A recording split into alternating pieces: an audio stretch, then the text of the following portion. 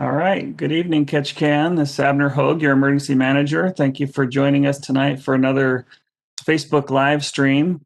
I'd like to start off with just a brief update for you on the status update for COVID today in Ketchikan. We did report one new positive case, which was community spread, was the source, and the contact investigation is complete for that. We currently have 7 active cases of COVID-19 in Ketchikan, with 3 of those being community spread. And our positivity rate has continued to decrease. Today we're at 0.99%. With the new positive, tomorrow we will go up to just over 1% again. So we're hovering very close to the line of the threshold between level 1 and level 2, which is really good news for our community. And that's thanks in part to the hard work that you have done. Tonight, I have with me 4 panelists to talk about coping during COVID, managing stress, and strengthening families. We've been at this COVID thing in Ketchikan for 9 months now. We started back in March, the middle of March, with our first positive case on March 17th. There's not a lot in life or in pretty much any career that prepares you for something like this pandemic. I've worked in emergency response and dealing with disasters all of my adult life. And I would say there's nothing that prepared me for this. There's new things every day. There's things I have to learn every day. And there's new situations and stresses that come from COVID-19. And the response to that, the worries and the fears that go along with that. So today, joining me to talk about managing stress and strengthening families, we have Samantha Funk with WISH, JoNell Wallace with the school district, Jordan Tabb with Community Connections, and Dustin Larna with Residential Youth Care. I'm going to ask each of them just to kind of share a little bit with you with some opening statements, and then we're going to kind of stick to our question and answer type format that we've done on our Facebook Live events in the past. But really, we just kind of want to have a conversation with each other and with you that are watching about some of the things that you may have experienced during this COVID time, resources that might be available to you or to your children or others that you know that are in need. So with that, I think I will start off with comments, opening comments, and why don't we start with Samantha?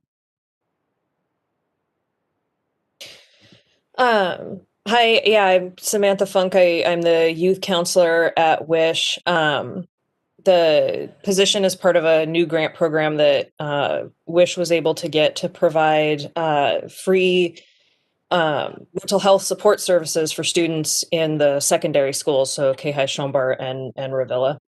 And so I've been in there since the school year started, and it's definitely been really interesting to start a job in the middle of all of this, and not just start a job, but really be growing a brand new program, which is essentially what we've been doing.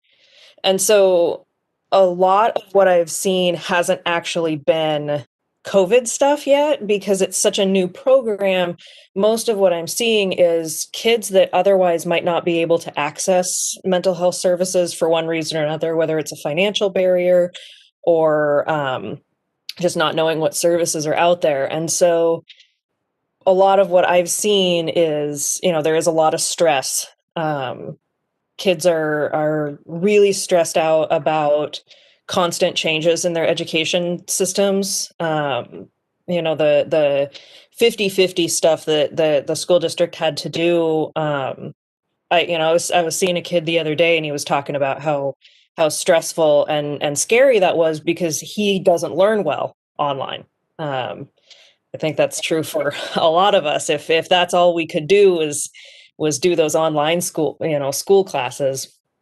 And so that's been one thing that I've seen a lot of is just your regular run-of-the-mill academic life stress that teenagers go through, but then added on top of it is the unknown and the constant changes and the, when am I going to get to see my friends next? The friend groups are so important to youth. the way the schools were split, some of the kids, they couldn't see their friends for weeks, and that's such an important piece of support for anybody, but especially for youth. So, but yeah, I think stress is one of the biggest things that I've been seeing, that I've been seeing a lot of in my population. Very good, and we're happy to have you on the discussion with us tonight. In the sense of resources available, it sounds like your position is a new resource that's available and helping to respond to this. So that's really exciting. Let's go next to JoNell. Hi there. So my name is JoNell, and I'm the school counselor at Schoenbar Middle School. I've worked in the district for the last 8 years as a school counselor, and one of the biggest shifts that I've seen since COVID is the community support and maybe perception of what school has to offer our community. Sometimes there's this thought that, oh, school's there to teach them how to read and to do math. But then, as we saw so strongly, our community spoke out, is that they really see the school's value of promoting and providing social emotional support. Schools are a safe haven. They provide food programming. And while those are things that we diligently and intentionally love providing for our kids every day, it was really encouraging to hear that from the community, that they really desired that and demanded it and really wanted our doors open in the fall. And so then come fall, preparing for school as a staff, we were rehearsing procedures and protocols because we knew how strongly the community really wanted those school doors to remain open. And I just have so much thanks for what the EOC and the school district has done to provide all those procedures that we've been able to have at Schoenbar. We've been able to go to school every day, and that is amazing and remarkable. And my thanks and gratitude to the parents and the students who show up and follow our safety procedures and support us in that. It's been amazing. To see the creativity that our kids have shown and the resiliency that they've shown through this, challenging themselves academically and socially, even with all this other stuff going on. It has just been a real privilege to be working with our students during this time. I imagine it was pretty stressful for the kids coming back this year at the beginning of the year after that really long break from spring break basically on, right? Yes, yeah, it was spring break, and that was the last time they were in school in the spring. And so communicating with the elementary teachers of, okay, how far did you guys get? So the middle school can know where to start picking up, because it's not just putting masks on, washing hands, and socially distancing. It's adjusting curriculum and pacing and doing our best to bridge this gap while also getting them ready for the next grade level. So, and every day that kind of changes. So it's constantly assessing the temperature of where the kids are academically and socially. And especially in middle school, that transition from the structured single classroom of elementary school to life starts to change a little bit in Schoenbar Middle School and how they attend classes and what their day looks like. So there's a lot of stress that I imagine the students didn't get a chance to go through that transition program. I'm really glad you said that. Yes, typically in the spring, Schoenbar gets to go to each elementary school and meet all the kids, and then they spend a day at Schoenbar. And we did that virtually, but again, that you can't walk through the classes. You can't do all the team building things that we would have typically done. And I just want to shout out to our whole 7th grade class. Man, they showed up and they came ready to learn. They've just been excellent. Well, thank you. So we'll circle back to some more questions, but for now, how about if we go over to Jordan and get some opening comments from you? Hi, everyone, and hi especially to my kids and family at home if they're watching. My name is Jordan Tabb. I'm a clinical social worker, and I've been living in Ketchikan since 2014 when I moved up here with my family to start at Community Connections. And so working with kids and working with families since the onset of the pandemic, it's definitely, the work has evolved over time. You know, when we started in March and the pandemic was fresh, we were really dealing with a lot of uncertainty, definitely a lot of anxiety. And over time, I think what we see now more is the exhaustion, right? The accumulation of stress month after month after month, and a desire to be done with this. People maybe feel overwhelmed also because we've gone from being very isolated and having shut everything down to getting back to trying to live our lives in whatever capacity we can do, whether we're back at work or we're back at school. We're trying to function and do all the things we are quote unquote supposed to do, but with the added pressure of making sure that we're following the rules, that we're monitoring what's going on in the community to try to be responsive to the relative level of threat. We're doing all the things we would have normally been doing, plus managing the pandemic and our own personal experience in it. But something that kind of popped up as we started this live stream, Chief Hogue, when you said, hey, you know, today we have to report one new case, and that case is attributed to community spread. You know, I had a brief, you know, emotional moment with that. You know, I was like, ooh, that's a stressful thing to hear. I'm concerned. Maybe I'm a little frustrated or worried about what this means. And so I think that happens in the background for us all the time, right? We have these emotional reactions to stressful things.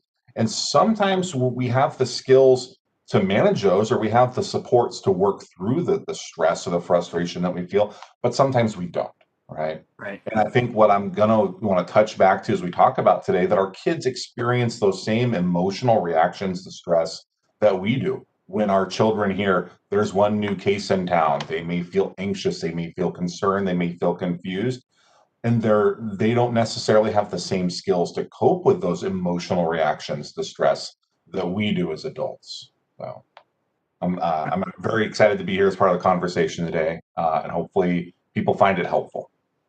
I imagine it's probably important to remember too that the kids will often pick up on our stress, right? If I'm stressed, my kids are going to pick up on that. They might not know that I'm stressed over COVID or what I'm stressed about, but they pick it up and they sometimes reflect that, right?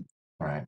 Some of the people that I had the benefit of learning from coming up in my career as a therapist would often say that whether we want them to or not, children are always learning, right? So as parents or caregivers or teachers, we have two jobs, whether we want to accept those jobs or not. One is to manage our own stress and our own worries and anxieties, but our other job is to model that, because the children that are in our care, they are learning how to manage those feelings and those worries based on what we do. Right. Well, thank you, Jordan. We're glad to have you on the chat with us tonight. So let's go over to Dustin. Welcome, Dustin. Thanks for joining us. Thanks. Yeah, my name's Dustin Larna. I'm with Residential Youth Care here in Ketchikan. Man, listening to you guys talk through, kind of summarizing our year a little bit. You know, Jordan, you mentioned like hearing there was a case and you feel stressed. Like I'm feeling weighted down. So I'm hoping that we circle back around in the conversation to some of the pretty positive stuff that's actually coming out of this in the community, because I'm feeling the weight just already in the conversation. You know, I definitely, it's been an interesting year. It's been an interesting year for RYC. I can remember when things kind of hit town and we turtle shelled up, and at work we sent everybody home and that we could, and tried to figure out how do we keep our group homes from being affected by COVID, and that's been a pretty stressful thing over the last year. But we've done well. Our team has done a great job, and we've been able to stay up and running. Like the school district, you know, when you think about Schoenbar being able to be up and running every day, like it's incredible. The high school being open, and it's awesome that all of that's happening and staying open. Man, as an incident commander, I think it's been pretty impressive to watch you work, Mr. Hogue, because you've gone from well outside of I'm sure the scope of training, and for months and months on end. Incidents are supposed to be short, fires are short, earthquakes are short. This is a long one, and so just want to express appreciation to you for staying after it, making sure we've got testing in town, making sure that everybody's staying on it.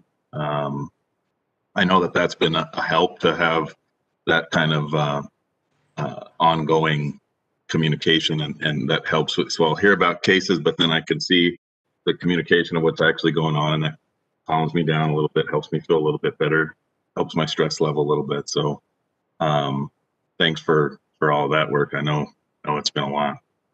Absolutely. I think that a couple things have helped us a lot in this community as far as our response goes. And the primary one being our ability to test. Pretty much, we've removed barriers to testing in Ketchikan. So pretty much anybody who's symptomatic can get tested. We get quick results, which is very helpful with contact tracing. And I really think that's what's helped us keep our arms kind of wrapped around this pandemic as best we can. I mean, we're not in control completely, but I think we're doing very well as a community. So, as far as resources go, I think you have a resource you can share with the community, make them aware of. Can you talk a little bit about Ketchikan Cares Crisis Line, what it is, who can use it? Sure. That's Yeah, pretty exciting. So, that is a cool resource that we have in town. So about last December, I started talking to some of the other providers in town about opportunities that we had to bring a new service into town and to stand up a crisis line like this. So we were just starting the conversation. This is something that usually takes a little bit of time to get rolling. In March, when RYC had sent everybody home and I was sitting in the office by myself, I got an email from the company, the guy that runs the company that we're using for this. And he said, hey, I know we're a couple months away from getting this going, but during a pandemic like this, your schools are closed, people are stressed, you need this going now. And so they offered to cover the initial startup costs and rush it forward and get it running quickly. So through partnerships with Peace Health and the other providers in town, Community Connection, Tequila, we started the Ketchikan Crisis Line. It is 24/7, I guess you guys can see that on the screen. Yeah, they should be able to see that. Yeah, and so what we developed is we set up a contract where the phone is answered 24/7 by master's level clinicians. So these are people that know how to talk to people. They know what they're doing when you answer the phone, and they'll help people who are in crisis kind of talk through what's going on with their situation. They're not all based in Ketchikan. They're not based in Ketchikan, but we've worked with them to make sure they understand the resources that are in Ketchikan. So it's not like calling a national crisis line. They have an understanding of the resources that we have here in town. And then they also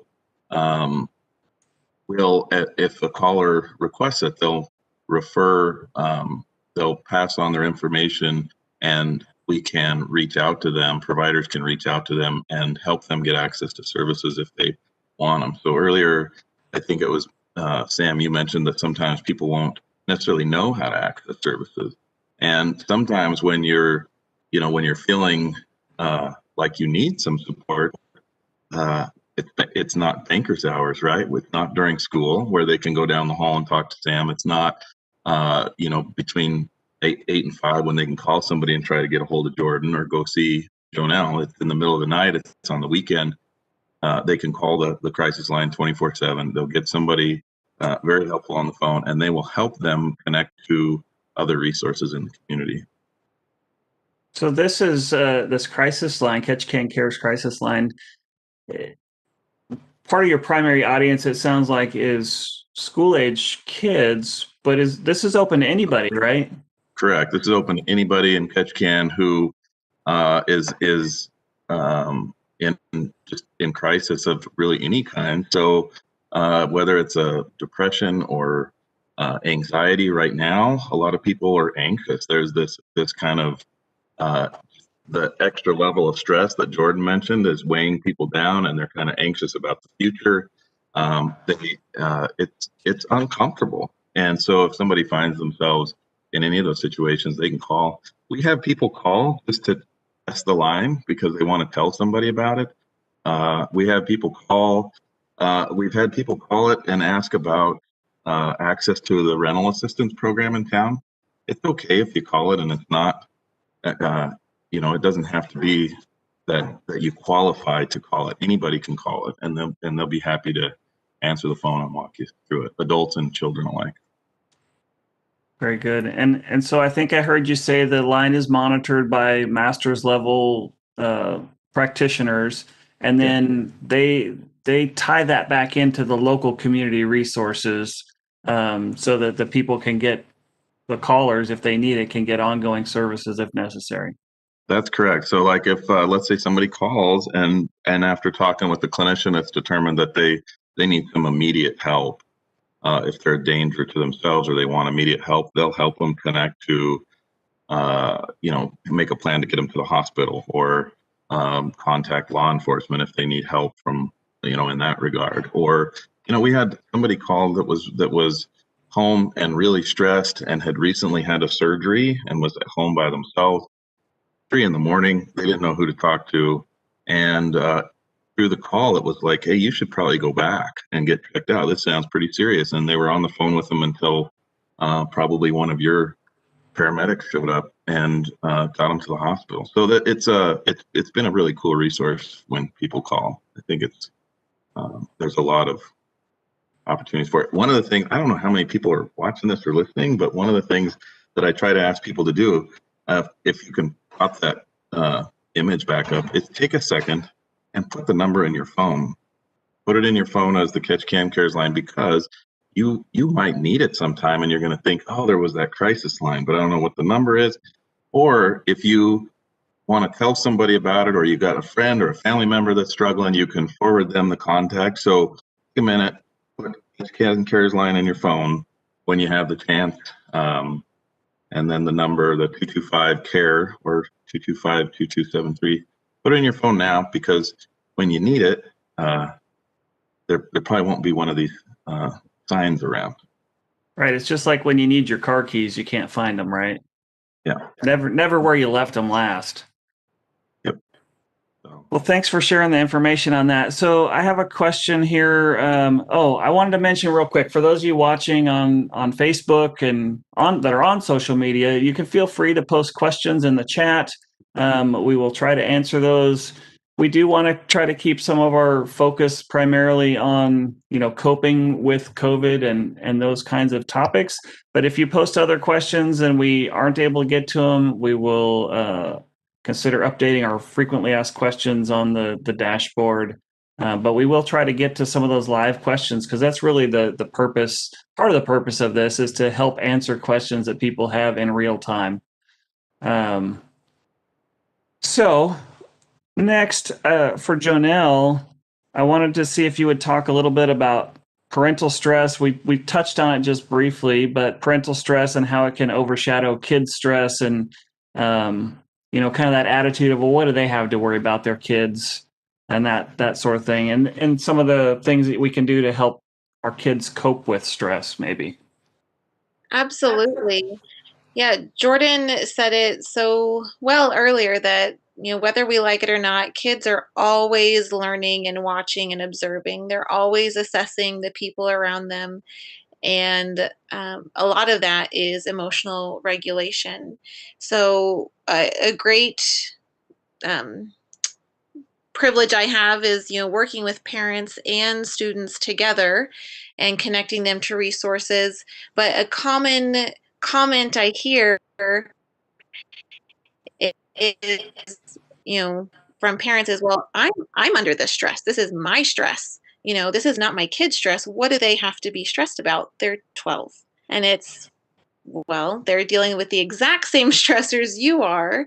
And even though as adults we may not value the things that kids stress over, it's still stress. It still manifests in our bodies the same way. It still releases the same chemical reactions that make our bodies go through the whole stress hormone process.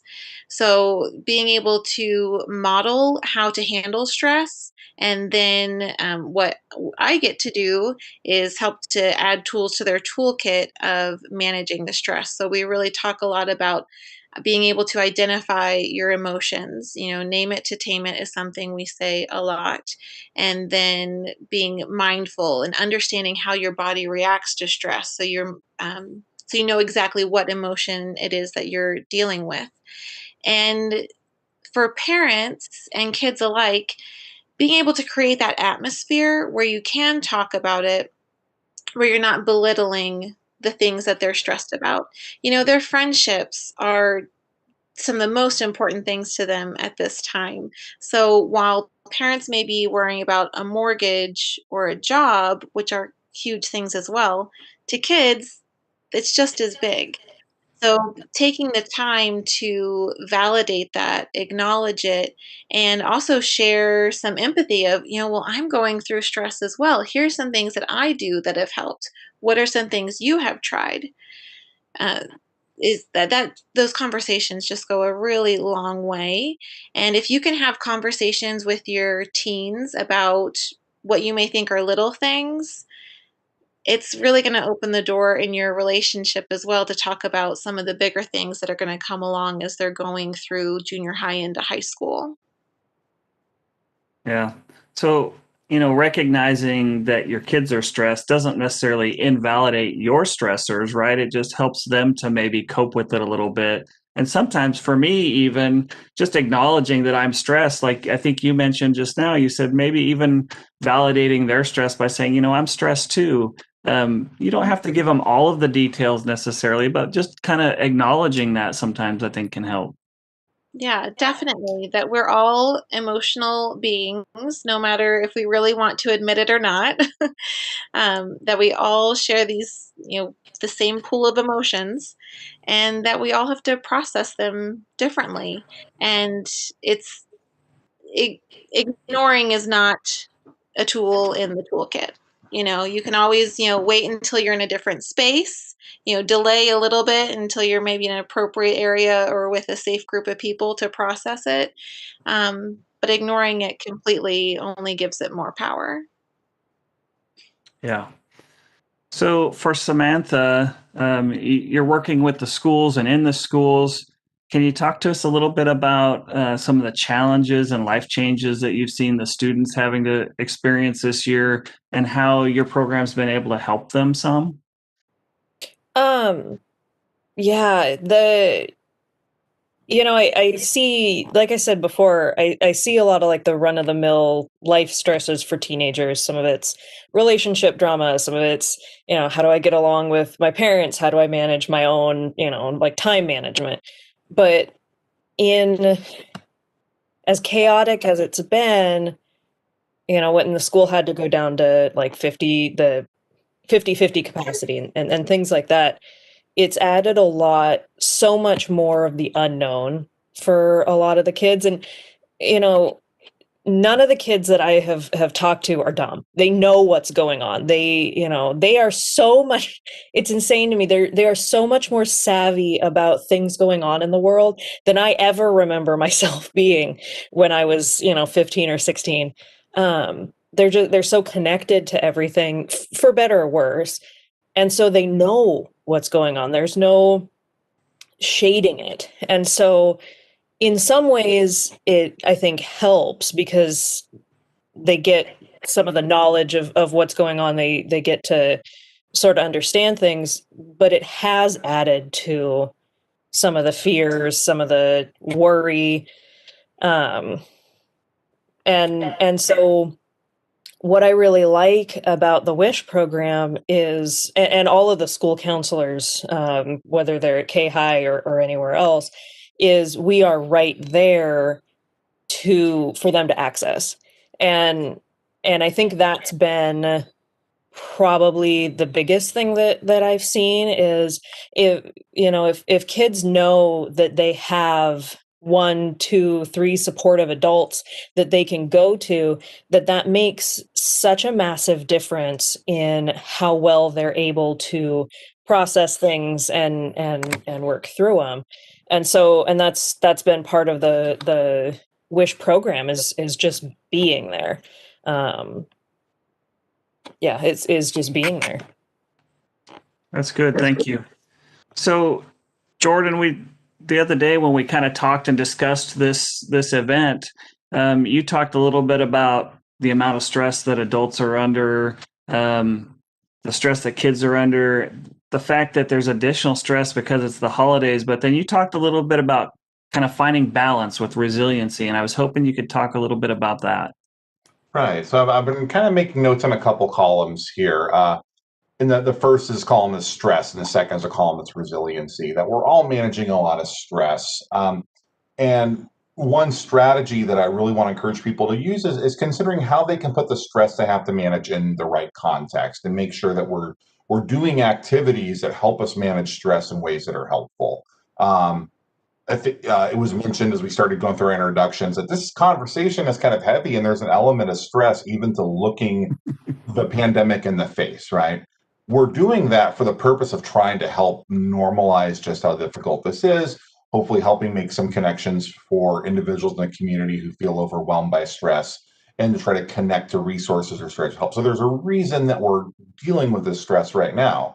But sometimes I think, especially when we have extra time on our hands, we find ourselves immersed in stress really without context or purpose, right? And I think the best example of that is doom scrolling Facebook, where we just sit down, we have nothing else to do, and we just read bad news after bad news after bad news, not to learn anything that we don't already know, not to solve any problems. We're just bumming ourselves out really hard. And that's a lot of stress that's not really helpful. So the first recommendations I want to really give to people is to limit the amount of stress that they're experiencing that they don't have to. There are some things that are unavoidable and some things that are important. But for that example of the news that we take in about things that are going around the world, you can probably spend 5 to 10 minutes in a day absorbing all the current events that are going to be useful to you, and then set that boundary and say, I'm not going to absorb more stress about things I can't fix, right? If I feel especially passionate about an issue or I want to advocate for change, I should channel that into more productive means like advocating. If you're really upset about something that's happening politically, write a letter or contact your representatives, be engaged in some way in the process where you can have some level of impact. But just reading about it and being upset and venting to your friends or family isn't helping anybody, least of all you, because of the stress you're accumulating. So the other side, that concept of resiliency really comes out of work that we do working with people who've experienced trauma, right? Because if someone's been through a traumatic experience, we can't erase that trauma, right? That trauma has happened. But we try to focus then in therapy or in other services on building protection and protective factors around that person. And some of those protective factors are helping people set boundaries with their community or boundaries with the people in their life, helping find ways to develop purpose or develop sense to say, hey, I've been through some really, really difficult experiences, not the least of which is the pandemic this year, but I'm able to put my energy into something that helps other people feel better, helps other people experience a difference. If we can have outlets that are giving us a chance to contribute. Volunteering is an excellent example of that. Before I moved up here to Ketchikan, I worked primarily with folks who had serious mental illness, schizophrenia, bipolar disorder, folks who often couldn't hold a regular job because of the severity of their mental health concerns. And that was very difficult for them because they had energy and a desire to do something and weren't able to do that in maybe a conventional way. But by finding volunteer opportunities, by finding other ways to contribute, it was not just doing good for that, but it was also doing good for their mental health as well. That's one example of a strategy to build resiliency. How can I do good for others? How can I best live my values if something's important to me? How can I connect my time to that as opposed to just being connected to my stress? Yeah, and you said there that or you alluded to that what works for you, I think. And I think it's important to recognize that the same thing isn't going to work for everybody, right? Absolutely. And that we shouldn't feel obligated to try to manage stress or find resiliency based on what someone else's expectations are. And to tie that to our family, if we're parents or we're caregivers for children or other relatives, they may need to find ways to develop resiliency that are different than what we expect. right? We may not see social relationships as really important to maintaining our mental health, but then our children really do, or vice versa. Our child may really say, in order to get through this pandemic, I need to do art. I need to do creative activities. That's what makes me feel like I'm doing something useful with my brain and with my time. If we don't personally value that, that could be the source of conflict. Like, why do I have to keep buying you construction paper to make art? All you do is make art all day. But especially for a child, that may be the most healthy outlet for their stress and for their energy. So as JoNell had mentioned, having those family conversations where we do look at, hey, how are we as a group and how are we as individuals going to manage this pandemic together? How will I know if you're stressed out? How will I know if you need a break from me? How can I support you in getting through this? And by the way, I love you and I support you and I want the best for you. Because being able to hear those things from each other matters. I was really kind of struck when Dustin took a moment to share his appreciation for you, Chief Hogue. And I wondered, like, how's that feel to hear from someone, hey, you're doing a great job? Yeah. It's nice to hear from people, isn't it? Especially when you're doing a good job or when they think you're doing a good job. So I see we got JoNell back with us. It looked like she was having some video issues there for a minute. I've got a couple questions that have come in over Facebook that I wanted to talk about. So I'm going to give one to JoNell first, and then I also, if there's anything specific you want to share about resources, I'd like you to do that in case you have more video problems. So the question that came in, or the comment says, as a parent of 2 elementary age children, it's been incredibly stressful. Not so much for myself, but for my children, especially in the beginning when they couldn't even go out and see friends. What resources are there for elementary aged kids? That's a great question. It's so wonderful that each of our elementary schools now has a school counselor. That wasn't the fact at the beginning of the school year, but as of even a week or two ago, that is the case. So if you're looking for someone to meet with your child or to give you specific resources that's going to meet your kid's individual needs, reach out to your school and get the information for your school counselor. And that is something that we are trained and able and love to do. Great. So another thing that we had talked about is, again, we all met and we kind of talked about the topics so that we were on the same page that we might want to try to cover in an event like this. And I really wish we had recorded that session. I told Casey afterwards, I said, man, that was great. We should have recorded that and just played that for the community because it was just an open conversation. But we have nice notes from that. And so one of the things we talked about was kids that are couch surfing or staying with friends and family and moving from place to place. Is that a problem? When is that a problem? And how do you connect someone to resources and when in that kind of situation? Definitely. So we do have more kids than usual couch surfing, and that is for a number of reasons. That could be, maybe parents aren't dealing with the stress very well, and that kid is using the tools that they have in place to give themselves some peace and calm, and that is absolutely fine.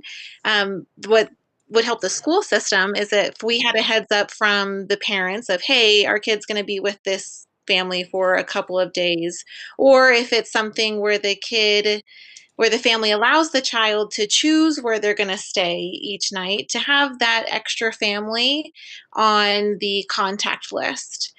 Because still, even though a kid might be staying with a non-custodial guardian, we can't contact them about attendance, grades. If we haven't seen the kid at school in a couple days, we can't, even though we know they might be staying with the family, if we don't have the proper parents' permission, we can't give them a call and ask those sort of questions.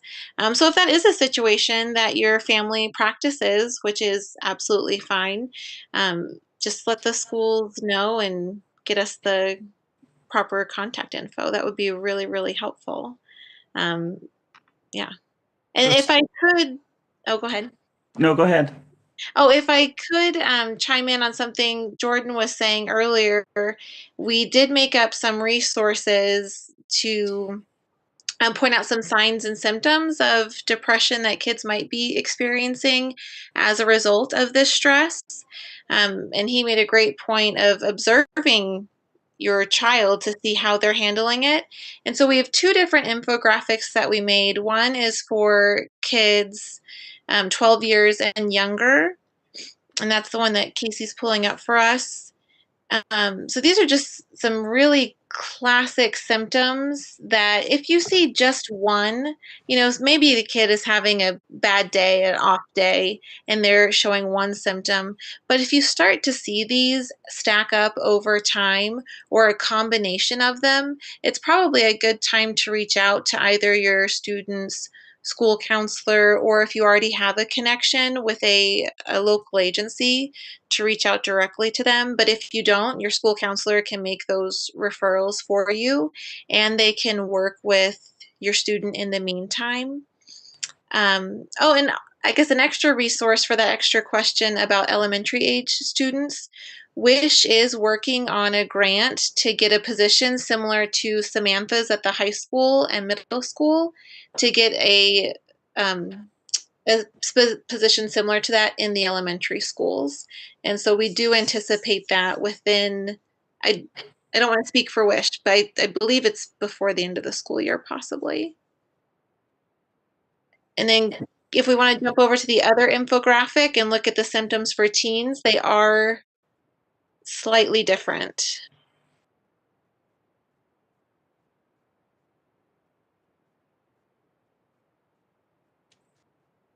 While we're waiting on that, I definitely just wanted to kind of point out like two of the symptoms that or just signs of possible depression or emotional challenges with young children that were on that graphic were clinginess and difficult behavior, right?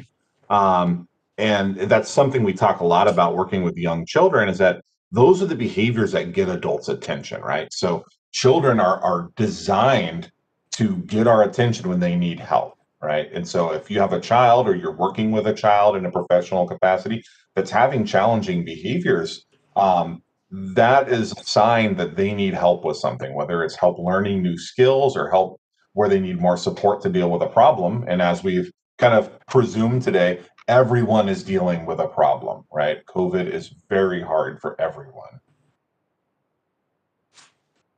Great point. Thank you. So we got the other graphic up, it looks like, if you want to talk about that one real briefly. Yes, and it's different symptoms than with the younger kiddos. But as we said before, if it's just one or two every now and then, it's probably not a 5-alarm fire. But if you see patterns out of these behaviors, and especially if it's a big change from how they were before, and if you know an upsetting event has taken place, of course, those are all good indicators to reach out for support. Very good. So one other school-related question for you. How has communication between school and home changed in the age of COVID? So a lot, because we are communicating a lot more very time-sensitive information. So the school district uses School Messenger, which is through PowerSchool. So parents that don't have PowerSchool set up, they may not be getting the most timely information from their student's individual school site. So if anyone's hearing this that doesn't have School Messenger, please reach out to your student's school and get that set up. Making sure that we have the right email address, phone numbers, that is all really, really important. And then also reaching out to the school if you feel like something that you've heard isn't quite right. We rely on the students a lot for carrying some of those messages. And if they say, hey, it's a remote learning day, and you're like, oh, I thought that was yesterday, just call us and ask, and we'll let you know if they should be on site. Parents, you can also sign up for a a PowerSchool account to access your students' grades and assignments. And the school district is also heavily using a program called Canvas, and that's where our online learning platform. And parents, you can also sign up for a Canvas account as well, so you can observe your students' classes and see what assignments are floating around on there. Great, thank you. So another question that came in on Facebook, and this is kind of for anybody or all of Buddy or whatever, but with what we've learned from support programs that have kind of come about during COVID-19, do you feel these programs and extra support are beneficial to keep running after the threat of COVID-19 is eliminated, especially considering that prior to COVID-19, there were many kids that didn't have access to some of these support structures that now do? Any thoughts? I could take a run at that one. Go for it. There's several conversations going on in the state around support services, mental health services, substance abuse services for youth, for families, for adults, and I think part of that is due to, there's been a need that hasn't been met traditionally, right? There's always we've underserved our population in Alaska for a long time. And so it's not a new conversation to try to make things better. But through the pandemic, there's more discussion around the need growing even more. And there is some funding out there to support things. And we also have an opportunity to prove some things work. During the pandemic, they changed the rules around telehealth. So you can more through these video meetings, right? So there's actually a lot of people getting mental health and medical services, even substance abuse treatment through these video meetings. And we've had an opportunity to prove that they're effective. And so there's a lot of conversations around continuing some of the things that are being put in place. But I think we will see, out of necessity, that's where invention comes from. And I think that this has pushed forward new ideas. It's also pushed forward the timing of things with access to funding. So I believe things will be around for a while. Yeah, I'd like to give the other panelists a minute to answer that too. But first, I had a kind of a follow-up for you, Dustin.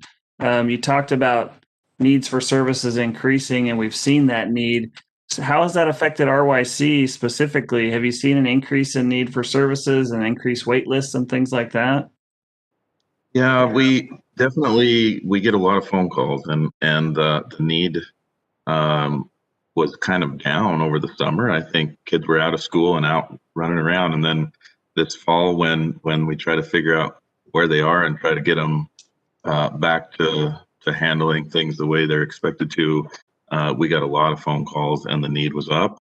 The other thing is that, like statewide, the need is up, and it's hard to be operating at full capacity. So there's a lot of agencies who are, shorter staffed. RYC has, I think today, 54 employees, and somebody's always out with sniffles waiting to be tested and back in, right? So I think a lot of people are a little bit short staffed at the same time. One of the things that we know in social services is that when unemployment rates go up, and the need for services goes up, it's something that you can see over time has happened over and over again. And so I think that's part of the prediction, is with all the stress that everybody's been talking about, and unemployment going up, people having more and more stresses in their lives, then that's when we need to be prepared to provide more support to people. Right. Thanks for sharing those thoughts.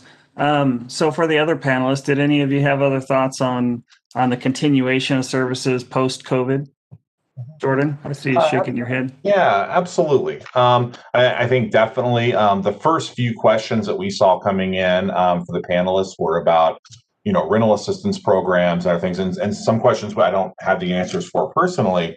But we're definitely seeing, maybe for the first time in many people's lives, that the social safety net is not this hypothetical need, right? That when the economy falters, when a pandemic disrupts people's ability to earn a living or to engage in data activities, we need help, right? And I think the thing that's been so especially difficult about this pandemic is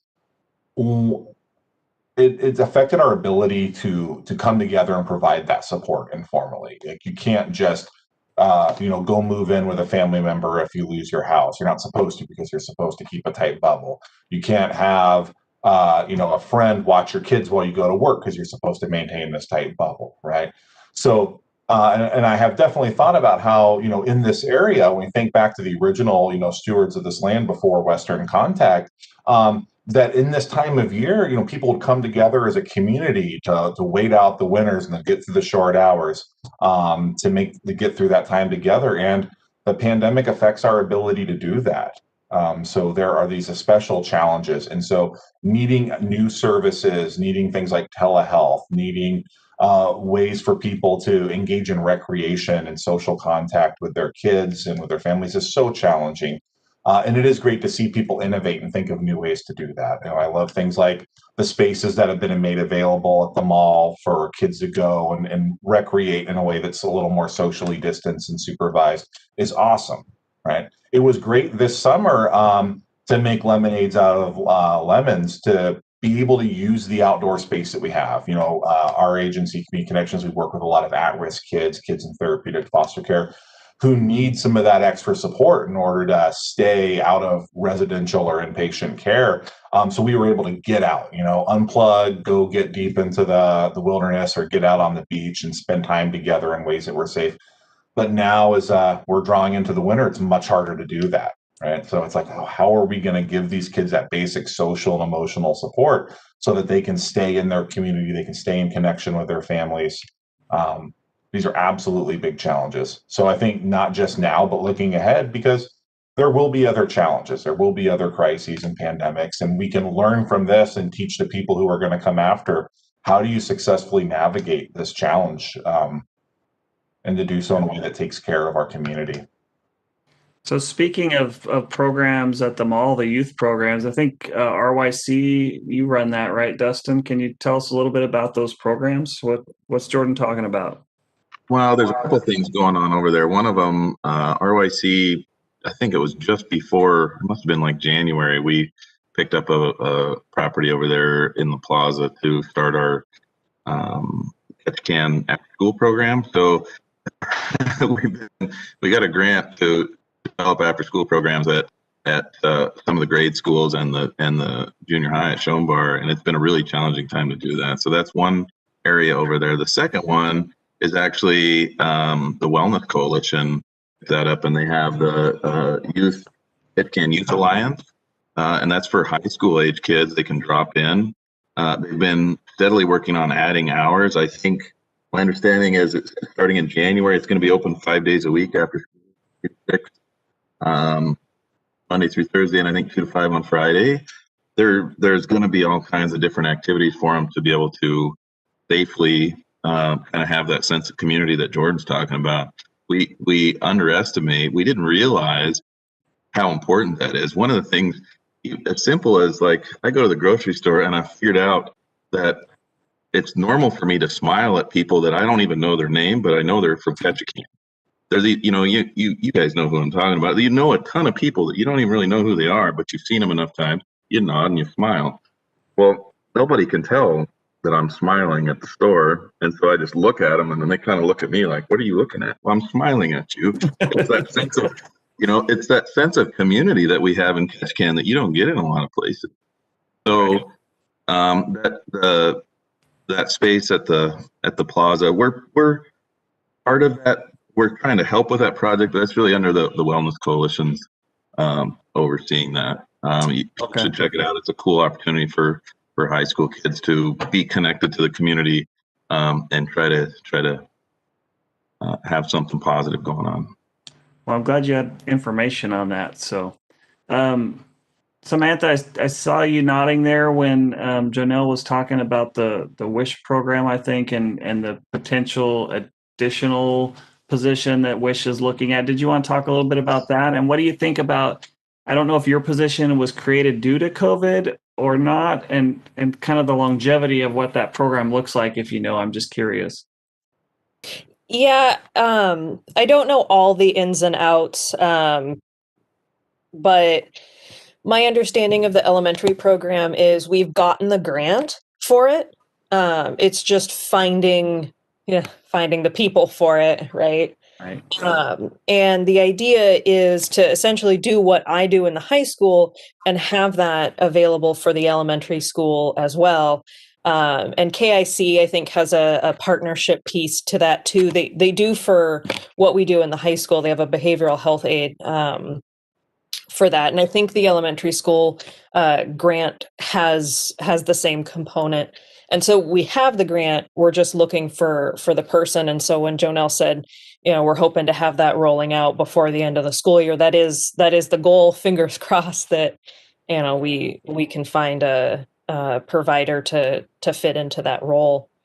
My position, the grant that we got for my position was not COVID related. It was coincidental that Wish got the grant and they just started to advertise for it, and then COVID happened, and it really delayed their process. And so they've actually had the grant, I think, for close to a year. Which that first year is always the development kind of stuff anyway. But yeah, so it just got really delayed because of all the COVID stuff, and the school was shut down. So there wasn't a lot to really do there. But we'll have the grant for another 2 years, I think, and then it's just reapplying for it and hoping that we get it. But I mean, a day rarely goes by where when school's in session, of course, because we're on winter break right now, but rarely a day goes by where there isn't a kid popping their head in my office, or a teacher coming by, or something happening. So it's very apparent that this is a necessary program in not just the high school, but the elementary schools as well. So Very good. So I think, when we talked the other day, one of the things I said is you'll be surprised how quick an hour goes by if you haven't done these things before.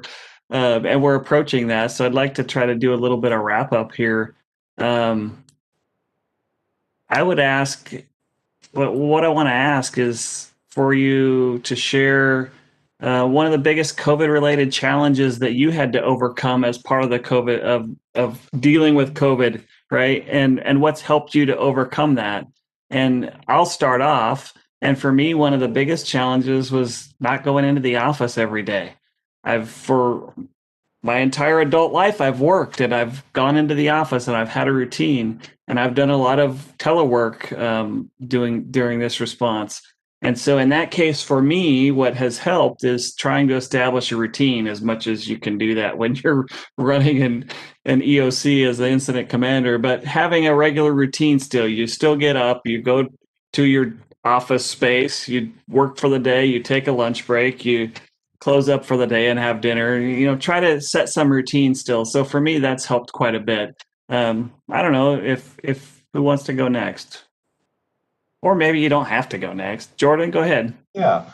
So I think for me, what I really appreciate about the work that we do, I'm not just working with clients directly, but also with other therapists who I supervise and other direct professionals who work with kids in the schools or in the community. And for me, it's really important to be able to give them support and encouragement and feedback, to check in on my staff and see how they're doing, to try to give them praise and to let them know that I appreciate the work that they're doing. I appreciated that type of support when I was coming up in this field or another work before I became a mental health professional. So for me, it feels like I'm doing good work when I'm able to support other people.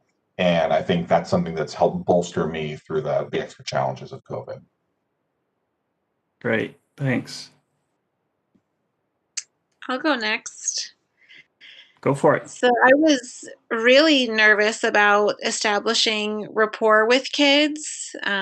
If this new school environment was going to be too sterile or too strict, or if the kids are going to be too nervous or too scared to really let their personalities shine through. And it only took me a few days to realize that that wasn't going to be the case at all, just by setting up our routines and normalizing the new flow of the traffic in the school. The kids have really shined through, and their resiliency is just so invigorating and just reminds me every day why I love my job. Great, thanks.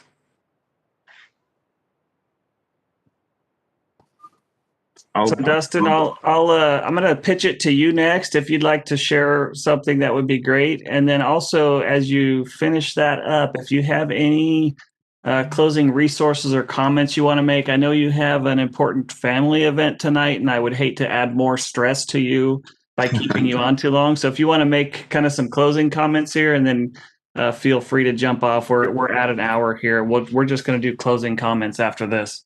Okay, thanks. For me, like as an administrator of an agency, the beginning of this was super stressful. We ended up sending everybody home that we could, but that meant I could be in the office, but I found myself being the only one there. And trying to sort some of these things out. Obviously, I had support from people that were working from home, but super overwhelming. And one of the things I figured out helped me with stress was retail therapy. I think I bought all the hand sanitizer. I overdid it. So next pandemic, call me, Mr. Hogue, if you guys need some. Hand sanitizer on you. Yep. And so what I figured out is, like, for me, the stress of this whole thing is to be moving forward and doing something positive. So we after being kind of turtle shelled up for a while, once things stabilized in the community, we had some confidence around being able to be more active. We went to work, and so for me, working and developing programs, helping people, helping neighbors, things like that. That really helps. So if you find yourself really stressed out, if you don't know what to do, get busy, help your neighbor. I guess is what's been helpful. Other resources, I don't really know what else to add of it. People can, check out our website if you're in need of support. Everybody, all that's here has web access. So look things up, and mainly don't be afraid to call that crisis line. I would love to see them tell me that they're getting too many calls, and I think we're covered for 1,200 calls a year. We're never going to hit that. So if you wonder if you should call, go ahead and call them and use that resource. Great, thanks, Dustin. And Casey's putting that up on the screen. And I think we're gonna add a list of resources on our COVID-19 dashboard, I think, on the borough website as well. So if you think of something after, we'll definitely have that on there. But if you think of some other resources, let Casey know, and we'll get those added. So thank you. Samantha, let's go over to you and see what you might want to share, if anything, and any closing comments you might have or resources that you want to share with the community. So yeah, I think the thing that's helped me the most is, I think Jordan said something about, like crafting, finding something productive to do, even if it's not something that maybe looks productive from the outside, but still, having something that you can do that feels a little normal. And like you were saying with being in a routine, just finding any little thing that you can do to feel productive and feel normal. And that goes for kids too. And there are a lot of things that we're missing right now, as far as, certain sports might not be happening, or might not be happening the same way that they were. And on one hand, I mean, we can get really bogged down in how unfortunate that is, and how draining it is that we are missing so much. But at the same time, as hard as it might be, trying to shift that focus just a little bit to the things that we do have, and the things that that are growing, and in part growing because of the situation that we're in, the different services and the different programs and things that are coming alive because of that. And like Dustin was saying, check out websites, check out resources, and absolutely do not feel alone. You know, more than anything, there are so many people, professionals, providers, the crisis line, that we're here to reach out to. You know, that's what we do. That's what we're here for. That's what we enjoy doing. Otherwise, we wouldn't be here, right? And so don't feel weird about reaching out for support, because we all need it on some level. So there's definitely no sense of, being alone in needing a resource to reach out to or someone to talk to. That's great. Thank you. And thanks for being on the chat with us tonight too. Let's go over to JoNell. So thank you so much for hosting this and letting us all talk about the things that are nearest and dearest to us, which is our community. Pretty much what everyone else said, summing it up, that your mindset matters.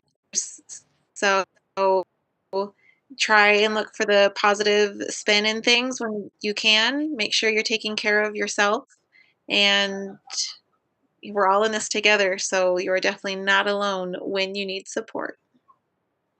Thank you very much. And again, thank you for being here and taking the time out of your life to participate with us tonight. It's great information. Jordan. To echo what's been said so far, thank you, everyone. And thank you, everyone who's taken time out of their evening to listen or watch this.